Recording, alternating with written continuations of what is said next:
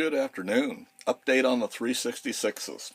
I have been working on them. I just have been working on the gunsmithing video courses more than I have on these Hornadys and some of the other projects. So now I've got the first one of those out and uploaded to the site. So I figured I'd give you a quick little update on the Hornady 366s. If you watch the first part of these series, I've got 3 of these. This one is the one that is fully auto index, has the swing out wad guides on it, and that's what I want on the other 2. One of the machines, to recap, is they were all 3, or the other 2 were both manual machines. The first one that I acquired years and years ago, I've already converted it to auto index, although it's still got a standard wad guide.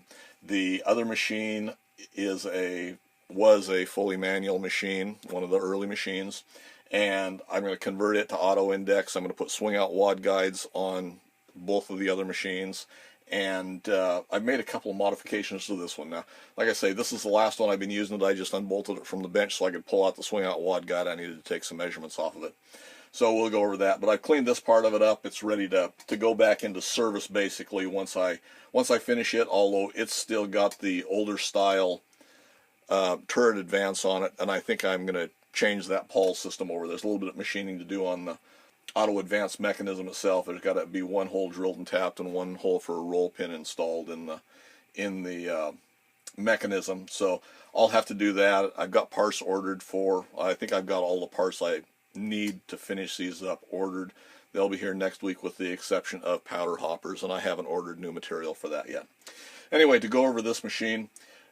One of the things that I've done to this machine that I'm going to do to the other 2, and I believe they did it on the later machines, although I'm not sure, is on the primer seating mechanism. And if we can see here, let me move this down a little bit. You need to see it more than you need to see me. We get a little bit better close-up view of this. The primer seater plug right here, or the primer seater assembly right here, is spring-loaded. It seats down in, and there's a bevel on this side of it, and that helps the primers when they drop down in there, why they drop in. If this rotates out of position, why the primers will jam in there and you have to fiddle around to get them to drop in. The instructions originally say that mechanism will stay in place just because of the spring tension on it. That's not true. It will rotate. So you load a few, and then pretty soon you're having to mess around with it, and then you have to pull the assembly out, put it back in, and then it's fine again for a while. So what I've done on this first one, and I've already tried it out, it works fine, is right at this juncture, I've drilled and tapped a 1032 hole, drilled it back in there, and then taken a 1032 set screw with a nut on the outside to lock it, and I've flattened both 2 sides of that right at the base so it will engage in a machine slot basically, or in a keyway basically, to hold alignment. And what I did is I took the plunger assembly and I just set it up in the mill and very carefully slotted that. It's got about an 1/8 inch slot in it, and it's probably not quite an 1/8 of an inch deep. All it needs to do is hold it in alignment so it can't rotate, but it also has to travel up and down. So you have to pick the position of this very carefully, and you also have to make sure you've got the right position to machine your slot for this. So I'm going to do each machine individually. I'm not going to do them as a set. I drilled and tapped my first hole, and I put the assembly back in, did my alignment on it so I knew where I wanted my slot. But anyway, it works real well. I'm real happy with that. So that's the first modification to this. The later machines have the later machines that are auto index have this hole machined in them so that they will drop down through. And this is where your primer cup sits, and on the early machines all it is a little sheet metal square on the bottom that holds supports that primer cup. Now on these later machines where it drops down through, why, it's actually got a little trough. Let's see if we can get a position where we can see it here.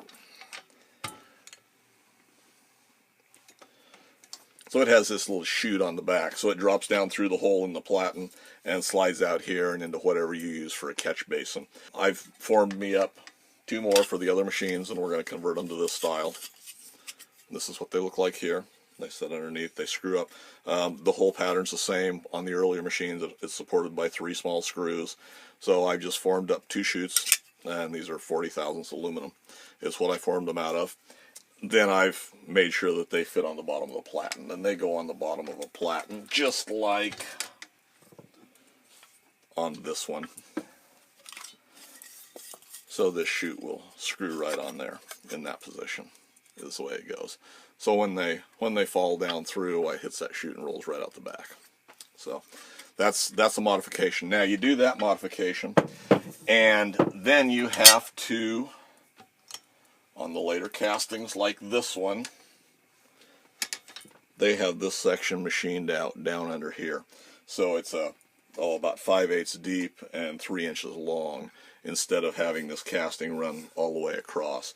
So what I've done, and I've done the first one already, we'll videotape when I do the second one, but I've taken the bases and machined them out just like that.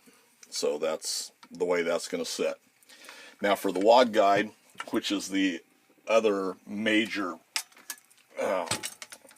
modification of these, and it's the swing out Wad Guides.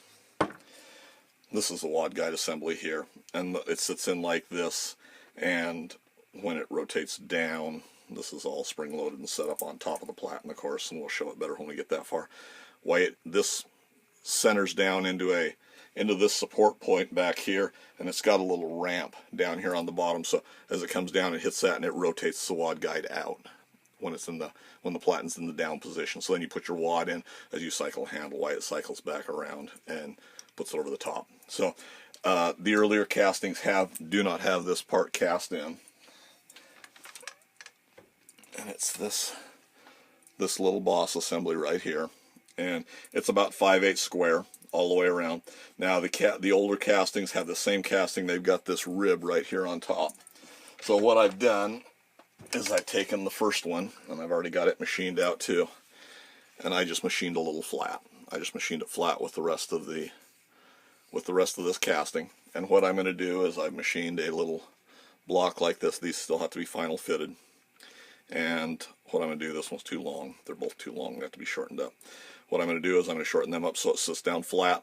We're going to install 2 1032 countersunk head screws, just like this. There'll be a diagonal pattern on there, so they both fit on there, and we'll screw those in place. Once I've got those fitted in place and everything's lined up, I'll make a couple of bushings where the Wad Guide goes up here at the top of the casting, if you can see up there at the top of the screen, and then through this where the pin goes through that guide rod. We'll build me a couple of bushings so I can use the machine itself as a centering device to know exactly where to drill this little boss here in the bottom. Once I get that drilled, I can take it back out and either drill or, well, I'll machine out the cross slot that goes in there, and then there's a little ramp that goes up the side of that. I'll just hand contour that ramp so that fits in there. And that will take care of the machining on the base casting. Those will be all ready to go. I've got to finish machining up the Wad Guide assemblies. These are the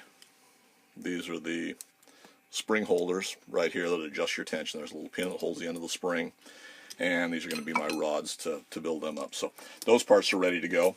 So all those parts are machined. I've got the rest of the parts ordered. They should be here next week. And then for swing out Wad Guides, there's the pattern for that. It's going to take a couple of coats of paint on top of it to smooth it out a little bit more, and that will be this Wad Guide assembly. We'll cast it up. And then for the auto index, we have the 2 parts for that. This is the retrofit that clamps onto the back of the bed in the place of that. There's that pattern. And then for the guide assembly that goes underneath the turret itself, this is that assembly we're ramped here so that it hits our bearing down here and rotates the platen, just like that. So that's the way that goes. So that's kind of a little update for this. I think that's all that we've accomplished. Next thing will be to finish machining that other casting. I have to machine down the 2 Wad Guide rods, and I'll finish out these castings, and we'll get them cast up and the other base machined up, and we'll be ready to start reassembling this stuff. So if you find these videos interesting and entertaining, if nothing else, why, if you haven't already, you might want to hit that subscribe button. If you hit the bell notification, you'll know when I put out a new video. And any comments or suggestions, leave them in the comment section for me below. And thanks for taking the time to watch.